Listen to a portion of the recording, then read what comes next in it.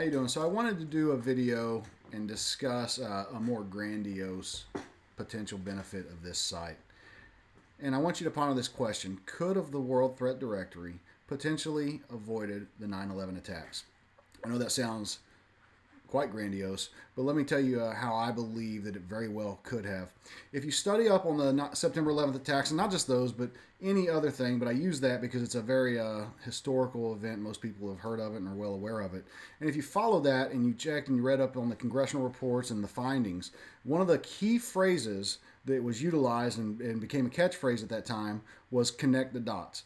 They found pretty much across the board that intelligence agencies did not connect the dots. So the left hand wasn't talking to the right hand. The FBI had some information, the CIA had some information, the NSA had some information, but they didn't all collectively have the same information. And if you'd have taken those different pieces of puzzle, put them together, they would have had a very good picture. And there's some pretty damning articles out there that kind of address that and talk about that. And my goal is not to condemn or hit on those particular agencies. I think it's just a shortfall in the system. That was the reason for the creation of DHS afterwards. That was one of the primary reasons, was to help consolidate that and bridge that gap.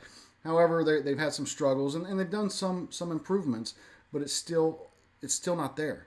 And what's not there is the great majority of intelligence comes from individuals.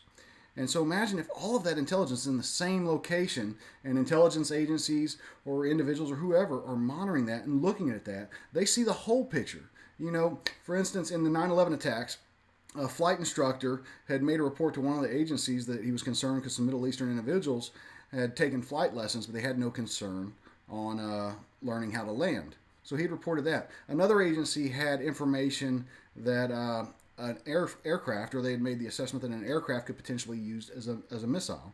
Another one had heard some chatter about a potential attack on the World Trade Center.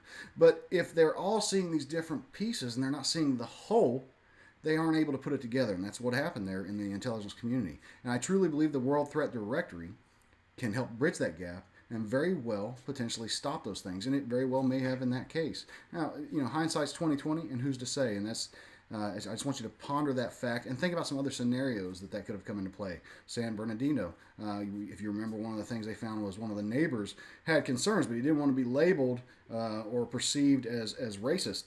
So he never commented to that. However, he could have used the World Threat Directory and made that claim. Now, he couldn't have said it about the individual by name. Absolutely not. And on something like that, he should have still contacted the police, but that's neither here nor there. What he could have said is, hey, on this particular street, I have some concern because I've seen an individual that's doing this. And what they could do is they could give local law enforcement, it might just get them a little engaged, and especially if they've heard some other chatter or some other concerns or suggestions or tips or informants have led them to some of that stuff. It just gives a much better picture of the whole.